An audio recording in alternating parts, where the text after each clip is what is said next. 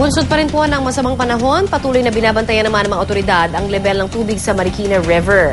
At live na mula naman po sa Marikina ay magre-report sa atin si Susan Enriquez. Susan? Connie, nito nakalipas na weekend ay umabot po sa 15.46 meters ang taas ng level ng tubig dito sa Marikina River. Pero sa mga oras pong ito, wala pong tayong nakikitang mga pag-ulan dito sa bahaging po ito ng Marikina. Sa katunayan, wala nga po silang idineklarang suspension of classes ngayong araw na ito. Bagamat matinding pag-ulan din ang kanilang naranasan nitong nakalipas na weekend. Pero sa kabila niyan ay nakaantawi pa rin po at nakahanda rito ang mga tauhan po nitong lalong-lalo na po dito sa Barangay Tumana. Makakausap po natin si Kagawad Oscar Rabe. Siya po ang chairman ng Peace and Order and Public Safety ng Barangay Tumana. Good morning po, Kagawad. Good morning, Ma'am Susan. Okay. Nung nakalipas na weekend, malakas po ang pag-ulan, Sabado, Linggo. Ngayon itong mga tauhan po ninyo ay naka-standby pa rin. Ano ho ba ang pasabi sa inyo? Kasi we expect na magkakaroon pa ng mga pag-ulan dahil nga base sa ating monitoring sa pag-asa, ay may mga pag-ulan pang darating, kaya kami po ay handa pa rin, no? Although 36 po lang ang natin, bumaba na po yung tubig, alerto pa rin.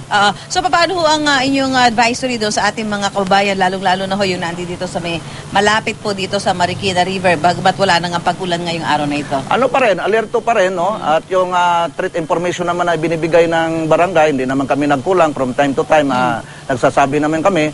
Para sa gano'n naman, they would be aware of the threat level para sa ganung paraan, hindi po sila magkakamali ng kanilang decision kung saan ay bigla na lang silang pumunta po doon sa evacuation center. So anytime po, naka-standby kayo. Nakita ko may mga meron kayong dito mga ambulansya, may fire truck, yes, yung inyong mga rescue boat? Yes, we have. Mayroon po kami niyan.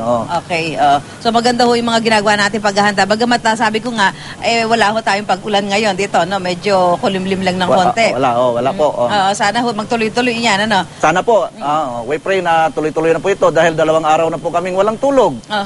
Dahil nga po doon sa mga malakas na pag-ulan itong Sabado at Linggo. Maraming salamat po, Kagawad. Salamat rin po. Si Kagawad Oscar Rabe po ng Barangay Tumana. So 2 araw po silang nakaantabay at hanggang sa mga oras nito ay nakaantabay pa rin hanggang hindi po nagkakaroon talaga ng pinal na pasabi sa kanila na wala na pong panganib o pangamba na tumaas pa ang tubig dito sa Marikina River dahil ito pong pagtaas ng tubig dito ay hindi lamang dahil sa pag-ulan dito sa Marikina kundi doon sa mga pinanggagalingan gaya po nitong Antipolo at maging itong Montalban at San Mateo Rizal. Mula po rito sa Barangay Tumana, Lungsod ng Marikina, balik sa iyo, Connie. Maraming salamat, Susan Enriquez.